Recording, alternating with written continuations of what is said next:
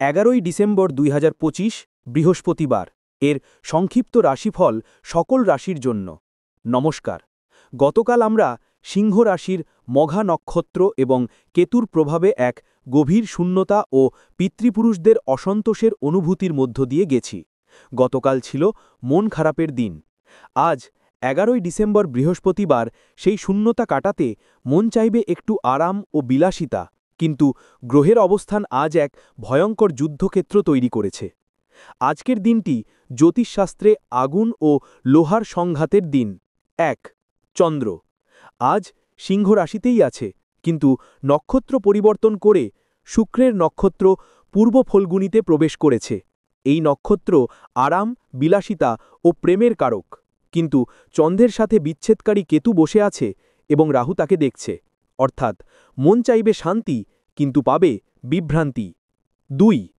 সবচেয়ে বড় বিপদ আজ মীন রাশিতে থাকা শনি এবং বৃশ্চিক রাশিতে থাকা দগ্ধ মঙ্গল একে অপরের দিকে তাকিয়ে আছে, অর্থাৎ চিৎ দৃষ্টিতে তাকিয়ে আছে। একে অগ্নিমারুত যোগ বা চরম সংঘাতের যোগ বলা হয়।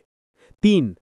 বৃহস্পতির বিপদ দগ্ধ মঙ্গল আজ মিথুন রাশিতে থাকা শুভগ্রহ বৃহস্পতিকেও তার 7 দৃষ্টি দিয়ে দেখছে, অর্থাৎ আজ জ্ঞান ও বুদ্ধির ওপর রাগের প্রভাব পড়বে। 4. আজকে কৃষ্ণপক্ষের সপ্তমী তিথি। আজকের দিনটি আরামের পূর্ব ফল্গুনীর হওয়ার কথা ছিল, কিন্তু শনি মঙ্গলের যুদ্ধের কারণে দিনটি হয়ে উঠতে পারে দুর্ঘটনাপ্রবণ, যান্ত্রিক গোলযোগপূর্ণ এবং মানসিকভাবে অত্যন্ত উত্তপ্ত। বিশেষ পরামর্শ আজ বৃহস্পতিবার ও শনি মঙ্গলের সংঘাত চলছে। আজ দুর্ঘটনা এবং যান্ত্রিক গোলযোগের প্রবল সম্ভাবনা। আজ বিষ্ণু মন্দিরে হলুদ ফুল অর্পণ করুন এবং ঘর থেকে বেরোনোর সময় বড়দের পায়ে হাত দিয়ে প্রণাম করে বেরোন। আজ রাস্তায় কারোর সাথে তর্কে জড়াবেন না, পরিস্থিতি দ্রুত খারাপ হতে পারে।